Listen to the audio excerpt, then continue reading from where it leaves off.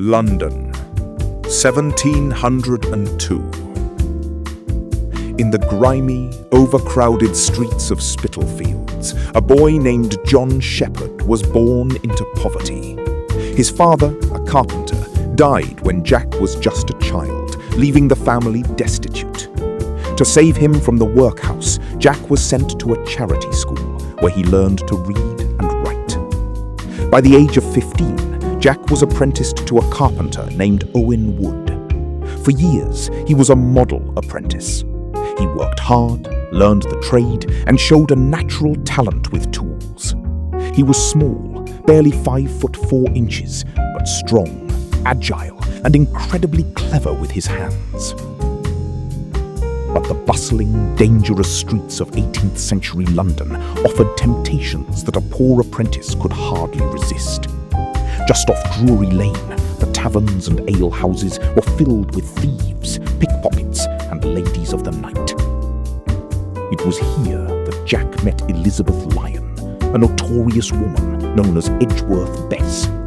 She introduced him to the London underworld. To fund their drinking and carousing, Jack began using his carpentry skills, not to build, but to break in. By 1723, Jack had abandoned his apprenticeship entirely. He became a full-time burglar, slipping through windows and picking locks with ease. But 18th century London was ruled by a man far more dangerous than any street thief, Jonathan Wild. Wild styled himself as the thief-taker general. To the public, he was a hero who recovered stolen goods and brought criminals to justice. In reality, Wild was a ruthless crime boss who ran the entire London underworld. If you stole in London, you worked for Jonathan Wild. If you didn't, he would have you arrested and hanged. Jack Sheppard, fiercely independent and fiercely loyal to his friends, refused to work for Wild. This defiance made him a marked man. Wild's men soon tracked Jack down. In April 1724, Jack was arrested and thrown into St. Giles's Roundhouse, a notoriously grim prison. But Jack Sheppard was no ordinary prisoner.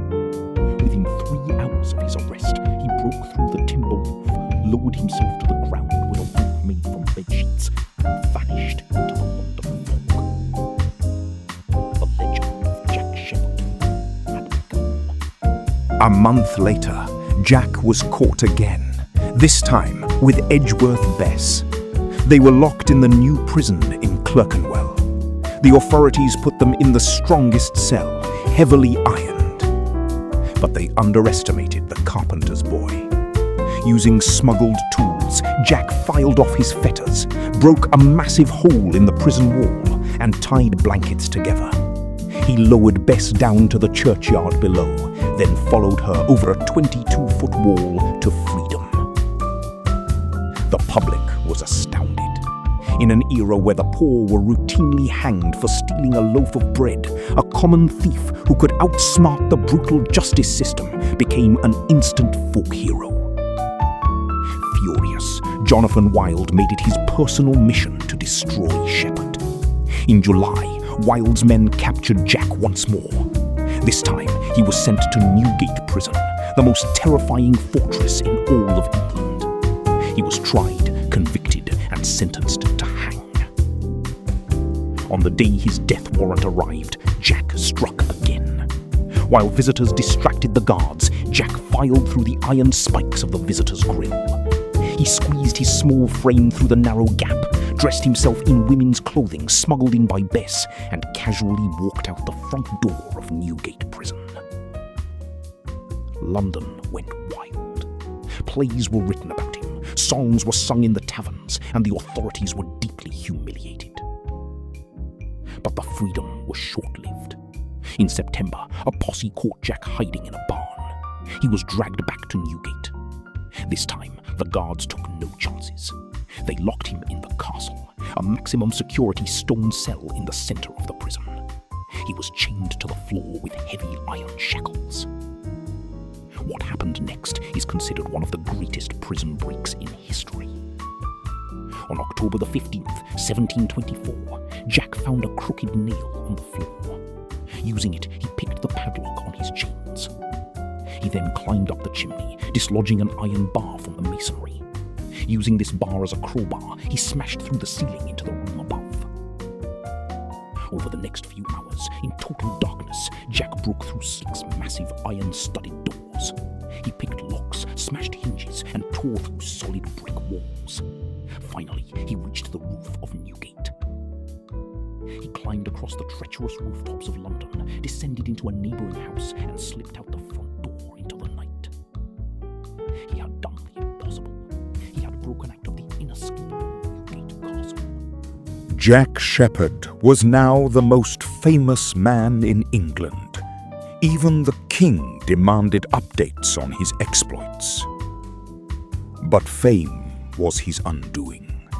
Instead of fleeing the country, Jack stayed in London. He dressed in fine stolen clothes, drank heavily in the taverns, and boasted of his escapes. 2 weeks later, blind, drunk, and dressed in a stolen silk suit, he was recognized and captured for the final time. He was returned to Newgate. This time, he was placed in the middle of the prison, loaded with 300 pounds of iron weights and watched day and night by armed guards. On November the 16th, 1724, Jack Sheppard was taken to the gallows at Tyburn. Over 200,000 people, a third of London's entire population, lined the streets to see their hero. They cheered for him, wept for him, and threw flowers at his cart. Jack had one last trick planned. A friend was supposed to cut him down quickly and try to revive him. But the massive, grieving crowd surged forward, pulling at his legs to end his suffering quickly, accidentally ruining his final escape plan. Jack Sheppard died at the age of 22. But his legend lived on.